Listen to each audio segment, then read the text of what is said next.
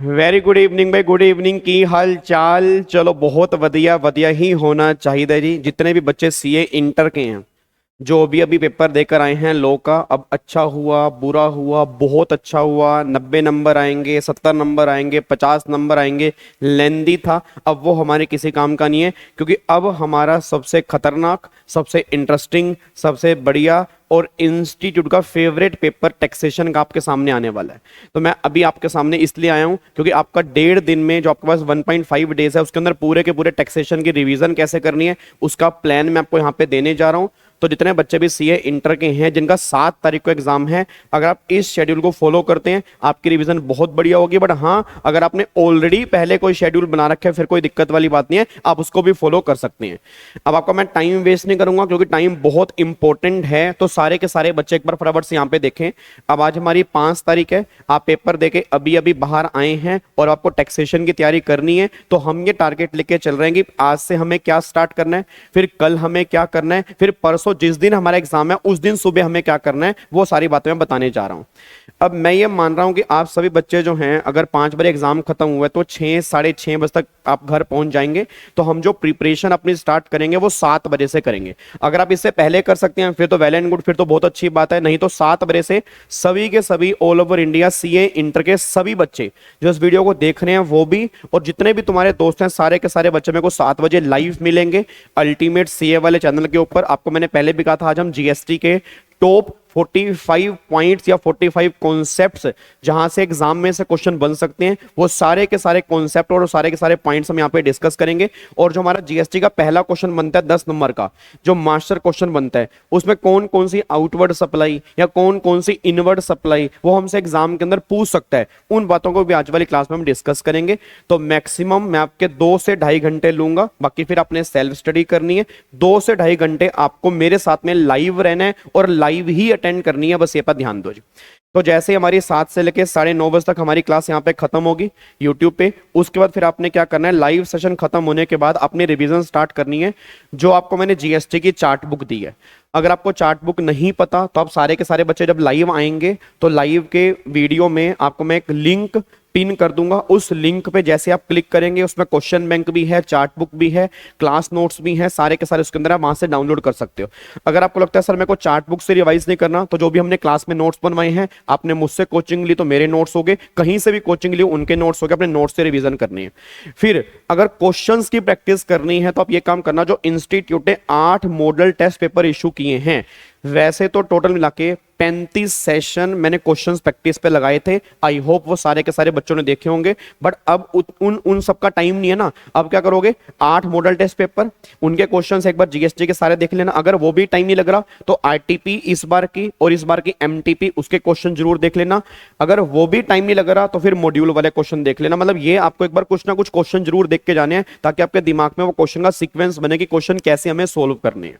ठीक है। और एक बार फोकस अपना अमेंडमेंट में जरूर करके चलना, क्योंकि एक क्वेश्चन अमेंडमेंट का पक्का पक्का आपके एग्जाम में 100% बनेगा। और इस बार अमेंडमेंट जीएसटी में थोड़ी बहुत है, तो अमेंडमेंट एक बार जरूर देख के जाना कि जीएसटी में अमेंडमेंट कौन कौन सी है। वैसे हम जो 7 से 9 बजे वाला सेशन है उसमें कोशिश करेंगे ऑलमोस्ट अमेंडमेंट्स कवर करने की। नहीं तो अमेंडमेंट क्लास ऑलरेडी मेरी यूट्यूब पर डली हुई है, वो सब बच्चों ने देखी होगी, तो एक बार देखनी है।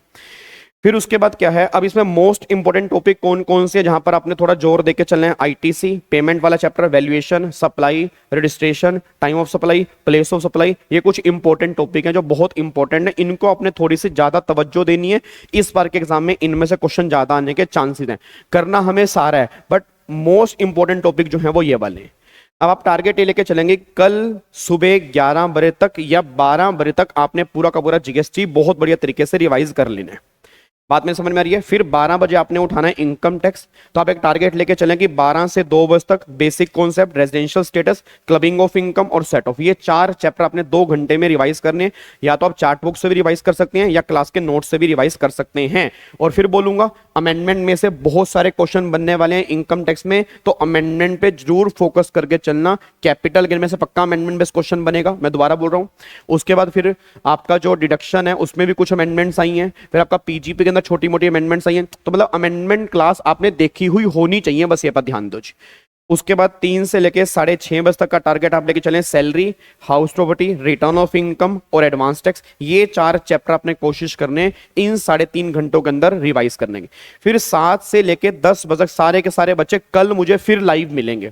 कल हम करेंगे इनकम टैक्स के टोटल 61 कॉन्सेप्ट, अगेन वही कॉन्सेप्ट जो जिसमें से एग्जाम में से क्वेश्चन बन सकते हैं। और जो हमारा टोटल इनकम वाला क्वेश्चन बनता है, उस टोटल इनकम में कौन कौन सी चीजें ऐड होती हैं, कौन कौन सी चीजें माइनस होती हैं। तो मैंने पूरी कोशिश की है एक लिस्ट बनाने की जिसमें से मैक्सिमम क्वेश्चन बन सकते हैं। तो वो कल हम शाम को 7 से लेके 10 बजे तक जो होगा वो टॉप 61 टॉपिक के अंदर उसको हम यहाँ पे डिस्कस करेंगे।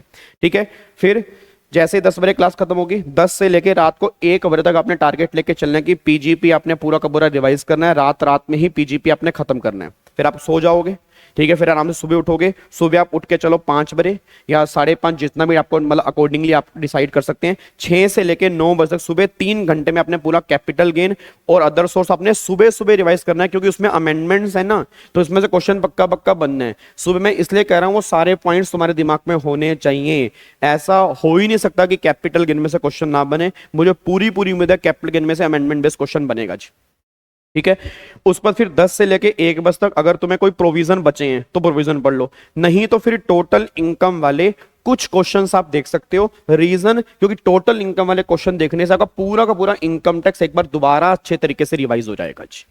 ठीक है, तो मैं 2 दिन लाइव आऊंगा, आज शाम को 7 बजे, कल शाम को 7 बजे। बाकी आपका पेपर 7 तारीख को है, उस दिन सुबह अब मैं लाइव नहीं आऊंगा। रीजन, क्योंकि मेरे को लगता है कि आप सेल्फ स्टडी पे ध्यान लगाओ।